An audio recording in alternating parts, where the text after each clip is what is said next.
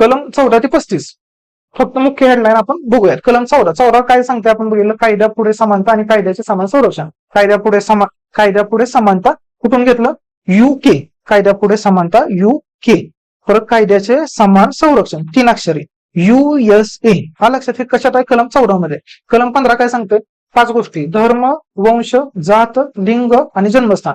धर्म, वंश, जात, लिंग आणि जन्मस्थान ह्या 5 गोष्टींच्या आधारावर राज्य कुणासाठी आहे, ते राज्यासाठी. प्रायव्हेट व्यक्तींसाठी आहे का, नाहीये. तर काय, राज्य ह्या 5 गोष्टींच्या आधारावर भेदभाव करणार नाही. ह्या 5 गोष्टी सोडून बाकीच्या गोष्टी भेदभाव करू शकतं का राज्य, तर 100% करू शकतं. पण ह्या 5 गोष्टीवर राज्य भेदभाव करू शकत नाही. हे काय सांगते, कलम नंबर 15 सांगते.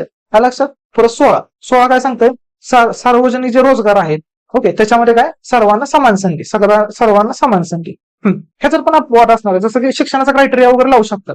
ओके, आता हिथं काय झालं, तुम्ही म्हणसाल मग समान संधी म्हणजे पोलीस भरतीसाठी 12वी 8 केली आहे, बरोबर, आणि MPSC साठी काय केलं, ग्रॅज्युएशन पाहिजे. मग इथं समान संधी पाहिजे प्रत्येकाला असं म्हणू शकता, नाही. हिथं तत्व काय लागू होतं, समान परिस्थिती समान वागणूक, असमान परिस्थिती असमान वागणूक, ह्या तत्वामध्ये ते बसत नाही, बरोबर. रोजगाराची समान संधी इथं काय लागू होणार, जर समान परिस्थिती सगळ्यांना समान संधी. हा लक्षात इथं ह्या पद्धतीने अर्थ घ्यायचा.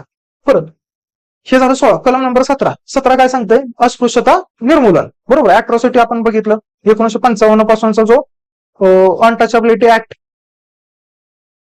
आणि परत 89 ला जे अॅट्रॉसिटी झालं ते सगळं ह्याच्या अंतर्गत, कलम 17च्या अंतर्गत अस्पृश्यता निर्मूलन. कलम नंबर 18 ती काय, पदव्याची समाप्ती झाली.